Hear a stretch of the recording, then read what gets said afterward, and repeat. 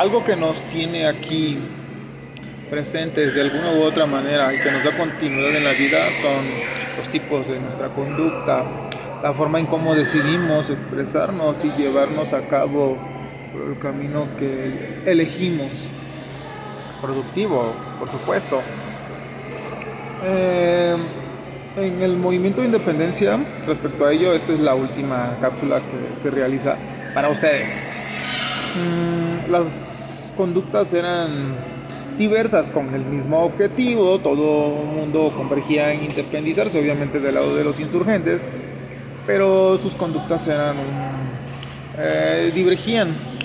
Unos mencionaban que incluso la religión católica ya no debía de ser la oficial del imperio, otros mencionaban que sí, otros mencionaban que después del movimiento de independencia tenía que ser un monarca nuevamente.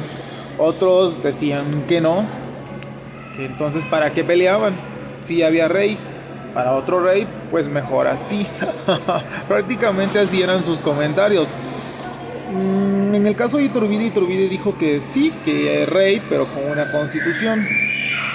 Guadalupe Victoria dijo que no, o al menos que sí, pero se menciona que las características que él dijo que debería de tener la persona que fuera el candidato a monarca, dicen que eran las características de él.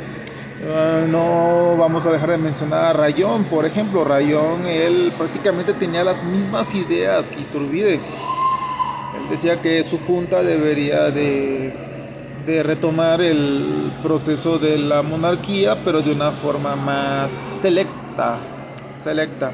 El que mencionaba aspectos como la religión y cuestiones afines era Morelos. Hidalgo ni se diga, ¿no? Se entra aquí, por ejemplo, la postura del misterio de todos los tiempos, de por qué cuando estaba en el Monte de las Cruces dijo, marcha atrás. Es algo que entre él y Iturbide y me imagino que más personas pues nunca se perdonaron. Pero bueno, hablemos de las damas. Recordemos que doña Josefa Ortiz Domínguez, la esposa del corregidor, equivalente a ahorita podríamos decir a un gobernador, a un procurador, pues también había otras mujeres, entre ellas Leona Vicario. Leona Vicario, una mujer que en su momento pues también apostó todo y ella se llega a casar, enamorar obviamente de su prometido que lo llegó a ser, que llegó a ser aprendiz, alumno de su esposo. Prácticamente hacía él como un servicio social con él, el licenciado Pomposo, un español de gran prestigio en su momento.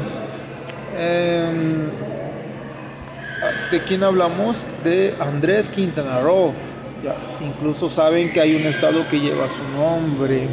Sí, ellos dos estuvieron también con una postura de que sí, la libertad, la independencia. Sin embargo, ellos fueron de los muchos, muchos, miles, podríamos decir, que aceptaron el indulto del virrey Apodaca. Incluso los mismos virreyes tuvieron una conducta afín a la independencia, pero no con los términos de violencia que ellos argumentaban que estaban aconteciendo.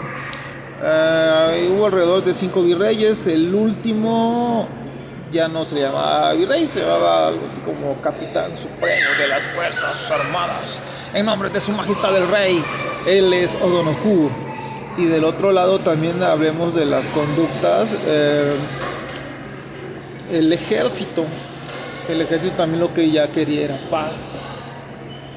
Y por el lado de las castas, pues ellos argumentaban que su postura no era estar mal, ¿no? Ellos querían seguir teniendo sus alimentos, una vida que tenían, que hay también escritos donde ellos tenían abundancia, no pagaban impuestos, no podrían ir a prisión, en fin. Todas estas conductas eran los planetas que giraban alrededor del sol, que era la independencia. Al final se concibió. Es uno de los movimientos más grandes de todos los tiempos, el movimiento que se dio a América. ¿Por qué? Porque en ese momento España era prácticamente una potencia mundial, que lo sigue siendo, ¿no? Pero era, incluso decía uno de sus reyes, que en el Imperio Español jamás se ocultaba el sol. Gracias.